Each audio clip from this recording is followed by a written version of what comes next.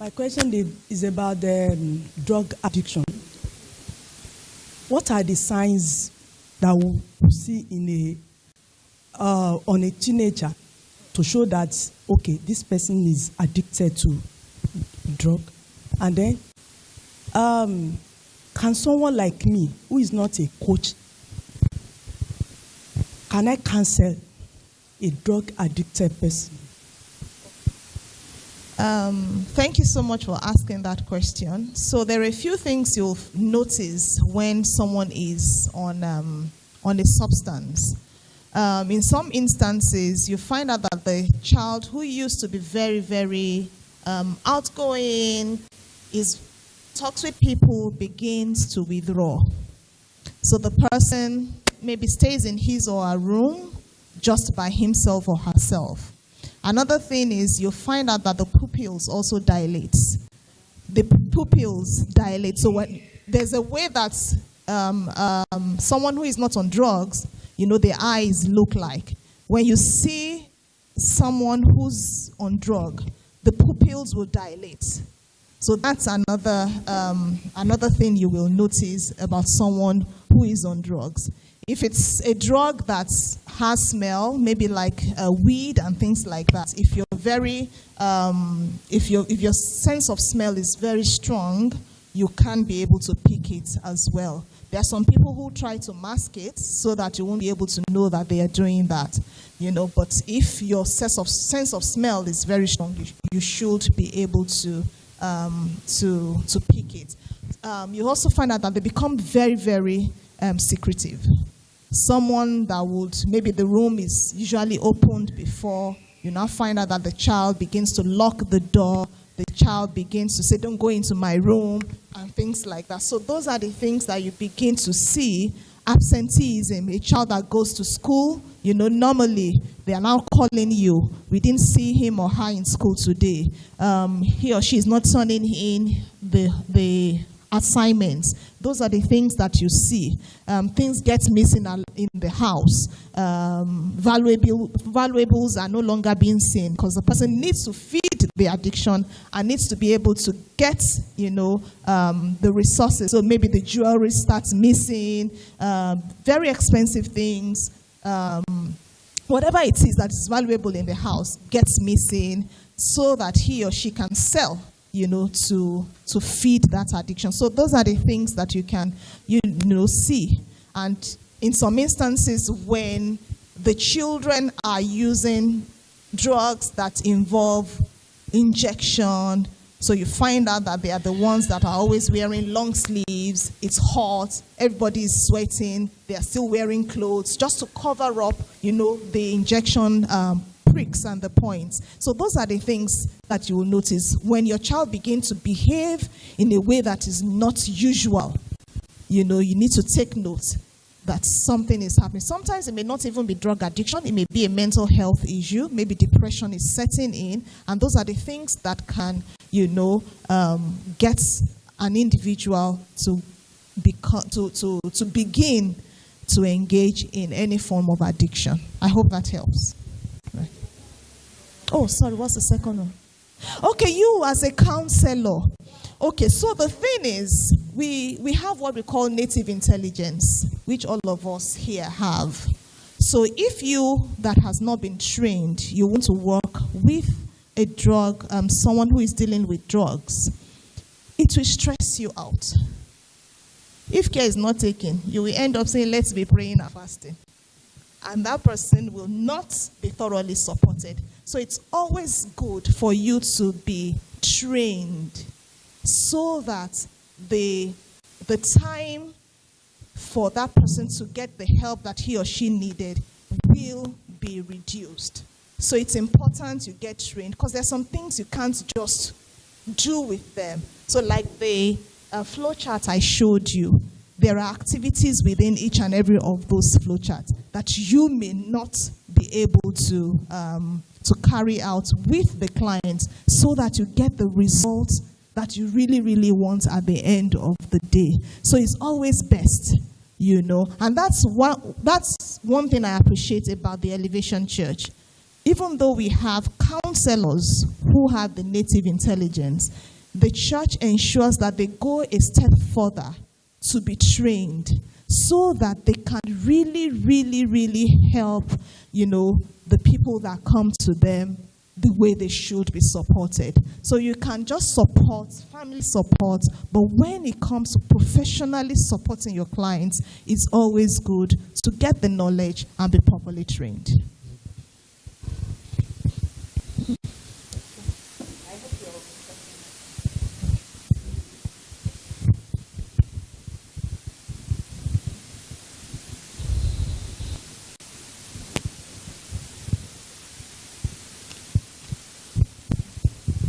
An example.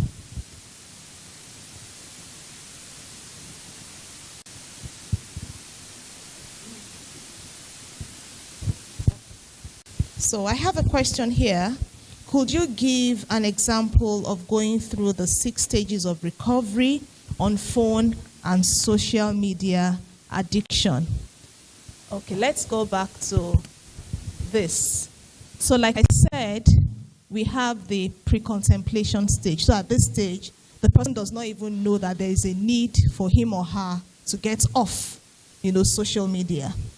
So maybe someone who just likes scrolling through Instagram, and the parents are already saying, oh, we are always on Instagram. What's there? And the person is saying, oh, no, there's nothing. I'm just fine. So the next stage is contemplation. The person begins to think, I think really I'm spending so much time, on Instagram. The person has installed maybe an app that allows you to be able to know the number of hours you spend on a particular app on your phone. And the person sees, oh, wow, I've spent 15 hours on Instagram today. This is serious trouble. I need to do something about it. Then we get on to the preparation stage. Okay, so what exactly do I want to do? I think I need to do something about this. It's not helping me. Then person goes to the action stage. Okay, the action stage. I'm going to put off my phone for 3 hours today. And that even brings me to something. There's a sheet of paper, I think, that will be shared along the line. It's a 7-day challenge for social media detox or device detox. So it helps you to be able to go through how you can detox. You can take yourself off the use of phone. So you get to the action stage. Okay, I won't get on Instagram for more than 3 hours today. So you're beginning to put that in place. And when people come to us for that, we have a conversation. So you've been on social media for 15 hours. Tell us, how many hours do you think you can cut? Because it is their decision. Because we can't tell them, do 1 hour. Because if you tell them what to do, they may not do it. And they will come back and tell you, that was what I did. And there's a deception there. So you ask them, you've been doing 15 hours. How many hours do you think you can cut off? Oh, okay, I can cut off 3 hours. That's a good one. You celebrate them. Very important. You celebrate, well done. You've taken the right decision in, looking after yourself. So we have the action stage. And by the time the person begins to taper down, 2 hours, 1 hour, and maybe a day the person goes without going on social media. That person has gotten to the maintenance stage. And you now, help the person. Okay, it is not that you shouldn't go on social media because it's important. You need to keep in touch with what is happening in the world. You can do 1 hour, you can do 2 hours. They can say, okay, they can do 1 hour, they can do 2 hours. Then you stay on that maintenance. And you help them to stay on that for as long as, they continue to. And then we now have the relapse stage. We don't pray this happens, but it's always there in case. If it happens, no problem, you start all over again. Until the person gets to a point wherein he or she is comfortable with the number of hours he or she uses on social media, healthy hours he or she uses on social media, and that person is in a great state. I hope that helps. Okay. Then people say recovery is only possible with those who haven't gone too far on drug addiction. It is false. Anybody can recover. Anybody can recover, no matter how deep you've gone. Because this statement is saying you're counseling some people and telling them no need to try. We've seen people who have been addicted to drugs, who have been addicted to whatever it is, and they've been able to come out of it. I've worked with clients who were addicted even to Colorado, and they have gotten off the use of that. So it's important we know that it's possible for people to come off, whatever addiction they are. So it's not how deep. How do you even mention the depth, of the drug addiction? So anybody. Like I said, we need to help them remember who they are. When I remember who I am, when I remember the possibilities that lie within me, when you make the person see the future that is possible, the person too will warm up to the tools and the things you're exposing him or her to. So it is false. Anybody can recover. Thank you so much, sir. So just to add to what he said, if you're triggered and you already know whatever it is that makes you go down the route, it's always good to replace it with something else that is positive. Because there is nothing, you cannot allow for vacuum. Something has to be there. So whatever it is that you're replacing that habit with, must be positive. And that's what we professionals work with our clients, to get them to that state. Wherein, okay, yes, you're doing this particular thing, you're too much on the TV. I'm trying to use the things that are not the usual, You're too much on TV. What else can you do? I can write a story. I can write a poem. The time I'll use on the TV, let me use it to do something much more productive. So you need to know that there is a need for you to replace whatever you are going away from, because nature abhors vacuum, So you have to replace it with something else. Okay. Someone wants to ask a question, please. Okay. Thank you very much for this program. I think it has actually answered part of the question. I have a teenage young boy who is involved in masturbation, and when he comes back from school, you just see that even if he gets off it when he's at home, and you by advice and stuff and try to work with him, but when he gets back to school, the moment he gets back, you know that this has happened again. And like we've worked to an extent that he's able to talk, to say, oh, I did it again. This work. So how to actually help such person. Then I have another person. I actually have a group of mature ladies who are not married that I work with. So I have a particular person in that group who is over 50. She's not married. And the only way she said she excretes how she feels good is by watching pornography. She's a Christian and she feels bad about it. So she calls to let me know that, oh, this is what I did. But I think listening to him had actually given me a pointer to how I can help. And I think I also need to let the person see professionals. So I think, thank you very much. Yeah, thank you so much, Ma. I think you wrapped it up well. The person needs to be able to see a professional to get the help that he or she needs. I still have a few questions here. Oh, okay. I think we should do the online. Yes. Then we'll go back to this. My job is just to read the questions. How can we assist? So, how can we assist an addicted person who doesn't accept or even realize they are addicted? That's one. Okay. And then the second question is, How about in a case where social media is your means of livelihood, for example, content creator and social media marketing? Okay. Can it be considered an addiction or a source of income? Okay. Thank you so much. So the first question is, how can we Assist an addict. okay. Who doesn't accept. Okay. Okay. So there's a way we ask questions. So we ask open-ended questions, because I don't know the kind of addiction that we are looking at. There's a way we ask open-ended questions that would help the person see a need. So you need to guide the person with the questions you are asking to help the person see a need, that there is a problem here. You can't force. You just have to get to that.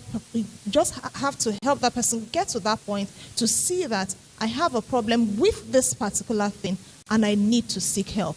So we have ways we ask, various questions to be able to get to the root, help the person see that there is a need to seek help.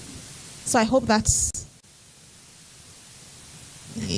okay. The person is not here. Yes, so you need to be able to seek professional help.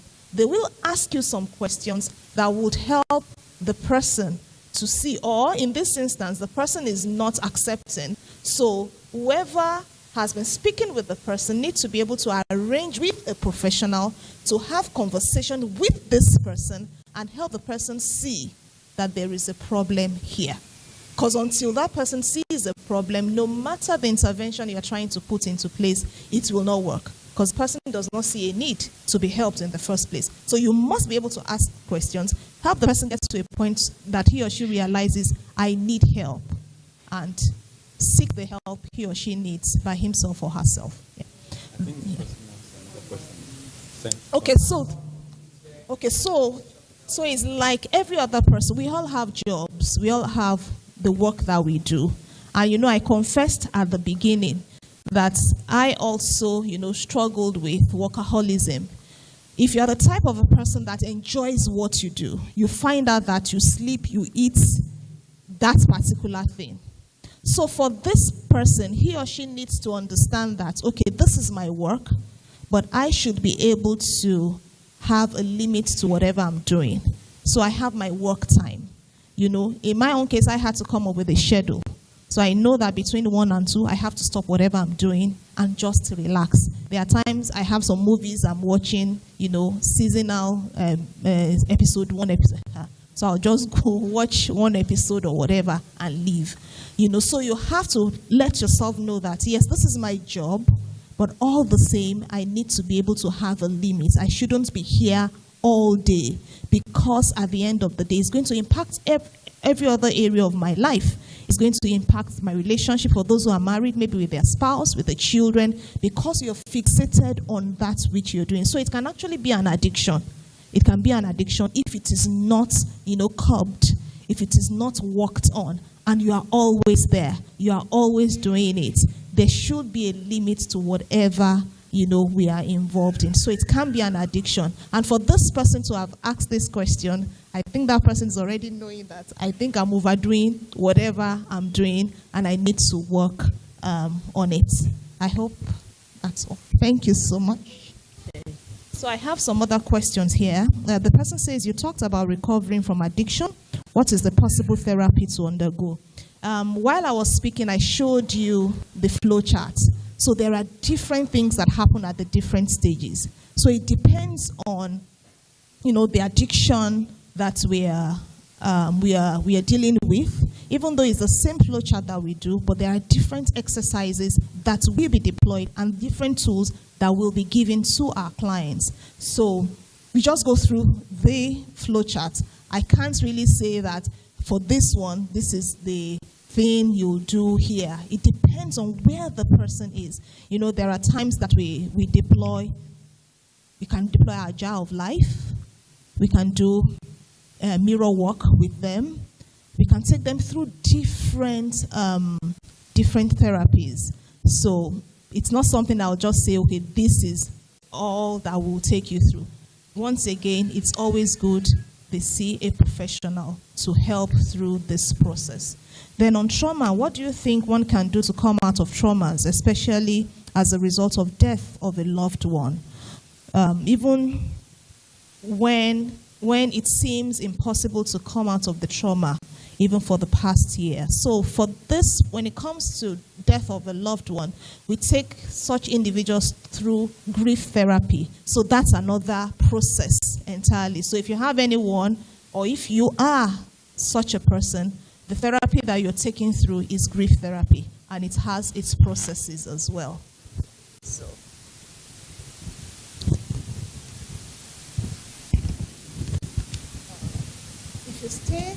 If you stay with someone who has multiple addictions, and due to these, your mental health is at risk because you feel you have tried to manage the person but no results. Okay. Basically, how do you handle your mental state so you have the mental stability to further assist the person? The first question I'll ask here is this person, or it's obvious this person is not a professional. So if you are trying to manage someone, so we need to understand what this manage means. Are you trying to help this person to get out of this addiction, or you're just living with the person in that space and this person is seeing a professional? Because it's important we know what is happening here.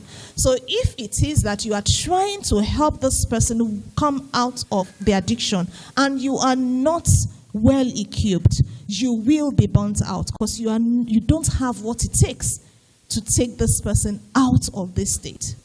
And if it's a situation where the person is already seeing a professional and your own mental health is at risk, then you have to find out, you have to be able to work around your staying with this person. I know it may be a bit tough, especially if it is family. Then that means you also need to be able to ask your professional how you can cope with working or living with someone who is addicted to anything. I hope that makes makes sense. So in this instance, this person is seeing a professional and you stay with the person. You also need to be able to work with the professional to see how you can cope while the person, being the client, is undergoing the process he or she is undergoing. Is the person in the house? I hope this is clear. Okay. Because your own mental health is very, very important. We have what we call compassion fatigue. That's people who are caregivers on the go. So if you're someone that is helping another person go through a process, if you're not careful, if you're not taking good care of yourself, if you're not engaging self-care, you find out that you yourself can break down. So like in this instance, if this person is being managed by a professional, you need to also ask, how can I be helped to ensure that my mental health, is in good shape? Then the last, I have two questions here. How can you identify a teenager, a youth that is sexually addicted, especially if they do not stay with you all the time? So the question I will find out is, how would you know that the child is sexually addicted if the person does not stay with you? Because the question is a little bit so I have the last question here. Do every naturally withdrawing child need help? Does it mean that they are on the path of addiction, or how can you help them? So we have different personalities. We have the ones we call the intimidating homers. Those are the ones that are outgoing. They are very good at their work. Their work rate is very high. Then we have the ones that are called the creative convertibles. They are like the sanguines. These are the ones at the life of the party. When they get into a place, they are the ones with all the bling blings. Those are the creative convertibles. And we have the dependable trucks. So those are the ones that can be called phlegmatics. They are the easygoing people. Let there be peace. I own my peace. You own your peace. Even if things are going, there are rumbles under, it's okay. Let's just maintain that atmosphere of peace. So those are, the dependable trucks. Then we have the systematic frauds. So those are the melancholies, the ones that like systems. When you see them, you know that this person is a systems person.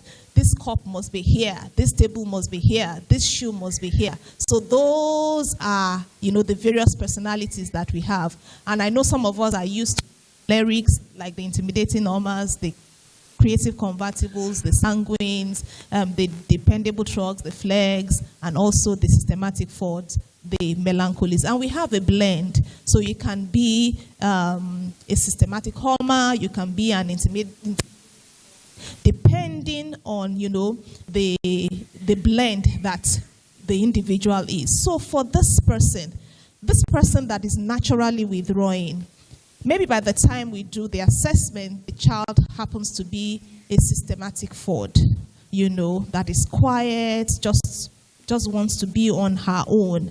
It does not necessarily mean that the child is on the path of addiction. What you just need to know is, why is this child quiet, especially if the child wasn't quiet before. If the child happens to be maybe a creative convertible, the life of the party is always happy, and you now find out that something is wrong, the child becomes very, very quiet. You need to find out what is happening. And that is why it is important we have a very solid relationship with our children, such that when there is a change, you can pick it. When there's a change, you can pick it. So for such a child, it may just be that something is happening in school. For such a child, it may just be that something is even happening at home, and that is why the child is withdrawing. So it does not mean that they're on the path to addiction. There may be some other things. Mental health challenges may also be underlining. Mark my words, I didn't say that every quiet child has a mental health challenge. Personality, I've established that, under personality. And like we know, no personality is bad. Every personality has its strengths and areas of improvement. So we need to have that at the back of our minds. So we just need to know this particular child that is withdrawing, because I see that it's withdrawing. That means the child used to be very outgoing, is now withdrawing. You need to find out why, what happened, what is happening with you. And if the child is not willing to speak with you, you can have someone else that the person respects, to have a conversation with the child so that the child can open up. And if you see that it's something that is beyond that, always leverage on counseling, professional help. You never miss it. I'm a therapist, and I tell people that I have my own therapist as well. So even though I'm a therapist, I have a therapist that attends to me. Because I know that life can be a bit challenging, and we are not the owner of all the wisdom, knowledge, and understanding on this earth. No, you can always seek help from other people. And I think it's high time we demystified, people seeking help. It's high time we demystify that. It's always good. It's to your advantage at the end of the day. Growing up, I had health challenges. I didn't know that it traumatized me. And I didn't know that was when my withdrawing started from. It was when I sought the help of my own therapist that we did what we call road mapping chain.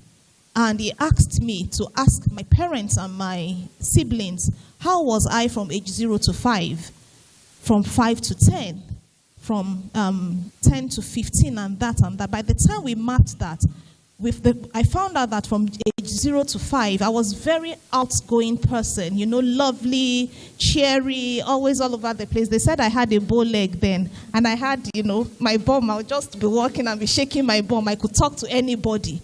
But at age 5, I was diagnosed of a life-threatening disease, nephrotic syndrome. And that was how I went into my shell. And I lived that life for so many years. So when people that knew me from, my primary school, secondary school days, they knew me as someone very reserved. So when they see me now, it's like, you have changed. I've evolved, taken up who really I was. But now I've balanced it. Not as all over the place like I used to be, but now it's a balance of not so out there, but still out there, a balance. So it's important for us to know that when a child is withdrawing, something has happened.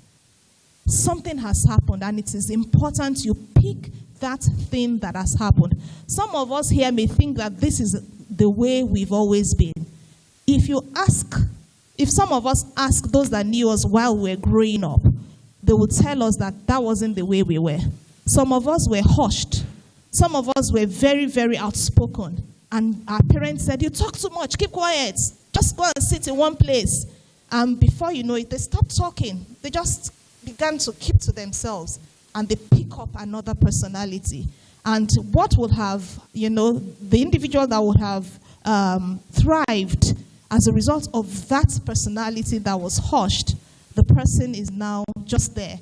And you now find out, why can't you be this again? And you're wondering, what exactly do you want me to be? So for this person and this question, it's important for you to know what is going on with this person. When did this withdrawing start? Ask deep questions, open-ended questions, because you don't want to hear yes, no. You really want the person to speak and to talk to you. There's a process I take people through. I call it the Authentic Me program. It's called Personal Evolution Therapy. And in that process, we ask a lot of questions. And you just find out that maybe while the child was growing up, the person was beaten. Or the person did not do what they said he or she did and was punished for that. And that just scarred that person for life. So it is when we ask these questions that we are able to find out, what the problem is, where it started from, and then we can help. Because most of the time, if you're not careful, you're just looking at the symptoms, you're just looking at what is being presented.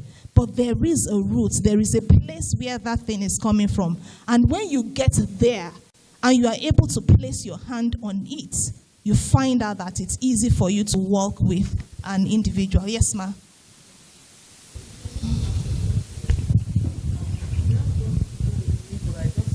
Maybe the church is doing something about it.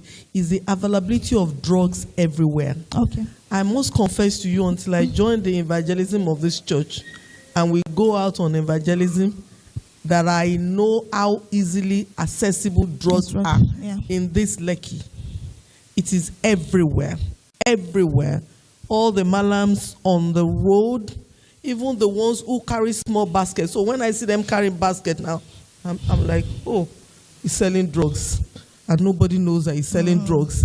And you see all sorts of people, even the beggars on the streets are buying drugs from drug dealers on the streets of this Lekki, everywhere.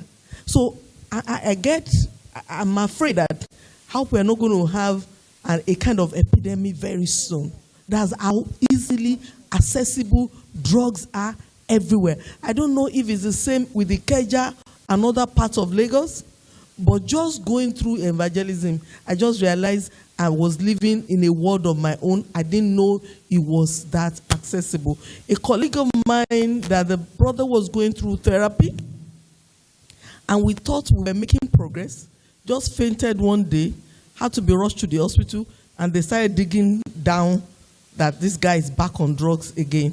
And they were able to trace about 120,000 moved to the Malams, who is their Megad. And it's like, what are you giving Megad 120,000 naira for? So the Megad in the same compound with them is the one who's actually supplying. And they thought they were making progress with therapy. A friend's son is going through this now. One manage a little bit, he's abroad, he's going to be brought back home now. And he confessed to the mom that even where they are giving therapy, drugs are available. Now I'm like, even where you are being rehabilitated, drug is still available. Some guys still get drug to those locations. I don't know, is there anything the church is doing through government? It is an epidemic, the way things are going. Thank you. Yeah.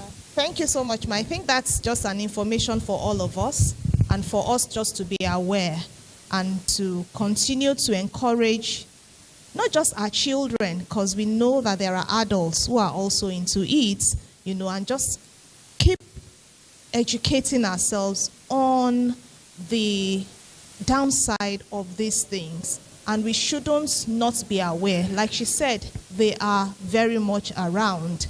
And the example that you're giving, for countries like Canada, we have what is called the harm reduction centers.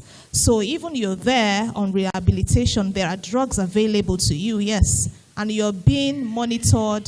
The syringes are there. The drugs are available. You're being monitored, and they are there. In case you overdose, they will give you your naloxone, to get you back to life. So yes, it's happening, but I don't think we have that here in Nigeria.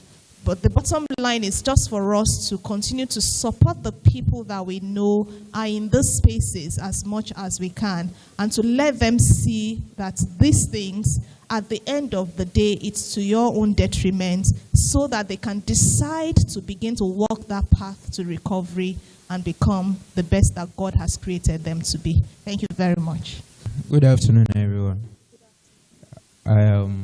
Well, mine is personal, though. Growing up as a young lad, I didn't grow up with my parents. I was exposed to, I would say, unhealthy environment, to a lot of things, addictions and all of that, sexual immoralities, and as he said, as time goes by, growing up, I started seeing things for myself, started coping, and from the gospel and all of that to the glory of God, I observe my triggers, try to avoid, but there's this something that keeps coming up. This thought in my head keeps coming up occasionally, and I didn't know how to go about it. It keeps occurring most at times, especially in my dreams.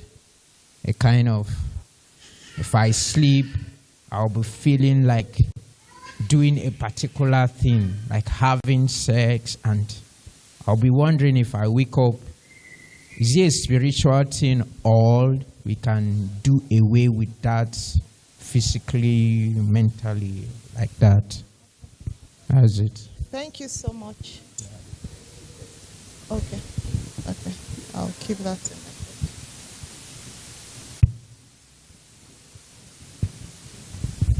I'm sorry. Please, is there a correlation between young people that are struggling with addiction and young people that have a background of other mental illnesses that, like ADHD, for instance? It will tell on a person's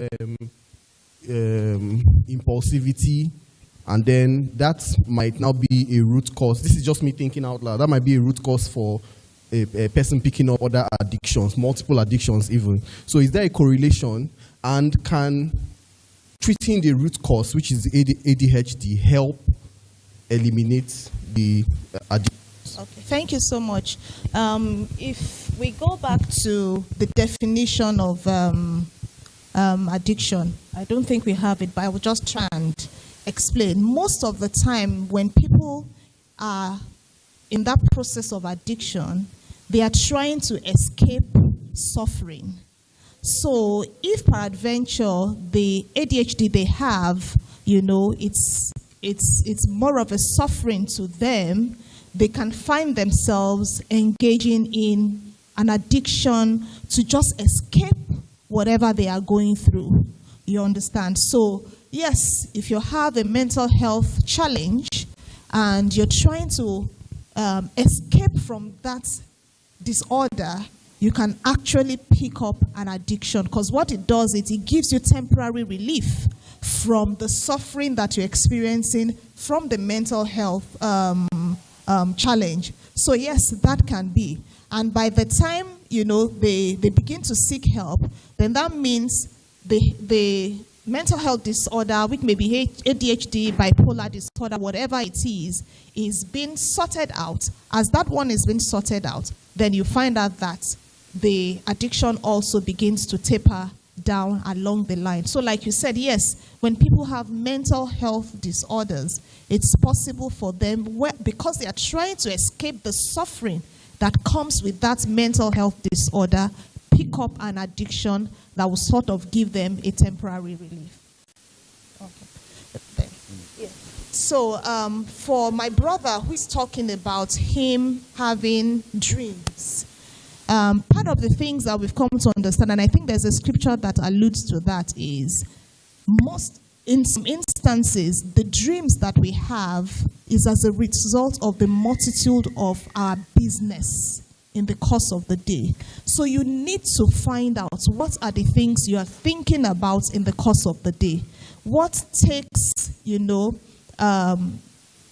what's on your mind, what's in your thoughts as you're going through the day. Because as you are in your consciousness, by the time you get into your subconscious, you're sleeping, whatever has happened in your consciousness is what you feed your subconscious with. So your subconscious does not just come up with its own thoughts, let me put it that way. But your consciousness, when you're alive, you're awake, when you're moving around, what are the things you're thinking about? Do you understand what I'm saying? What are the things going on in your mind? If they are sexual thoughts, you can be very, very sure that they will come up when you sleep.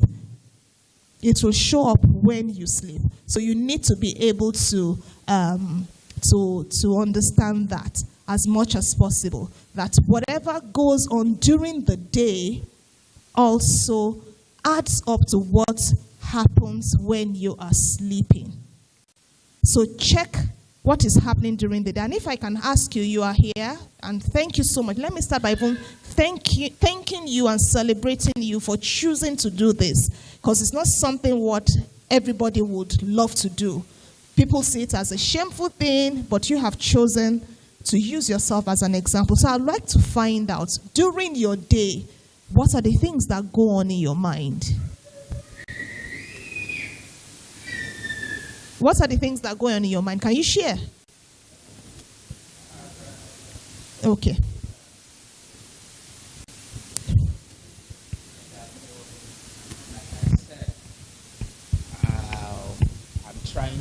I'm trying to control a lot of things. Okay.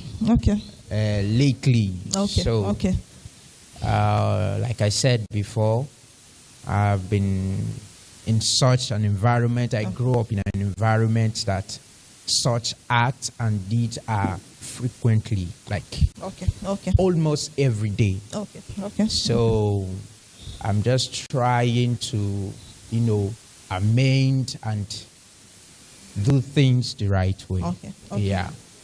So, but in that aspect, it's not often. Okay.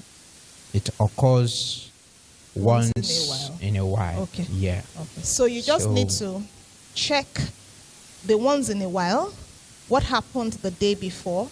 And I'll just love to drop the scripture that says that whatsoever things are lovely, whatsoever things are pure, whatsoever things are good report, think on these things, think on these things. Change. So now you are replacing whatever thoughts you're having with another thing. Because like we said, nature abhors vacuum. Something must be there.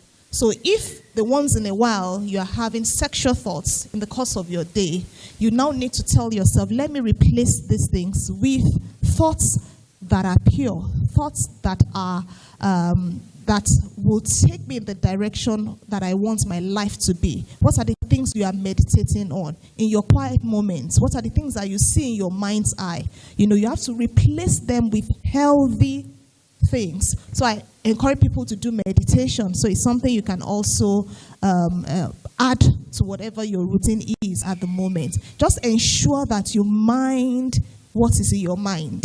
Mind your mind. So whatever is in there, because when you sleep, most of the time it shows up. And when you've been able to take that out, then we can now look at it from the spiritual angle. But let's not go too deep, because it may not be as far as you're thinking. So watch what goes on in your mind in the course of your day before you go to bed.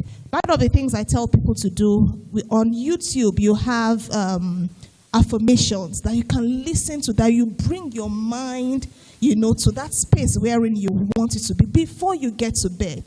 We have gratitude meditations, affirmations online. You listen to that so that as you're getting into the place of sleep, your mind is in a healthy state. And whatever you're thinking of, by the time you get into the dream land, into the dream state, you are able to make use of the great things you thought of in the course of your day. Okay.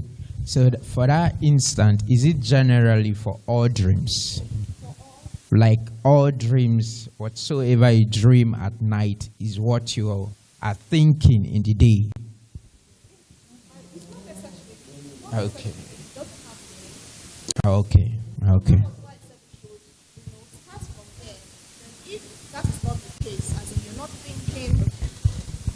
And that was why I said we need to start from, let's check what is going on in your mind in the course of the day.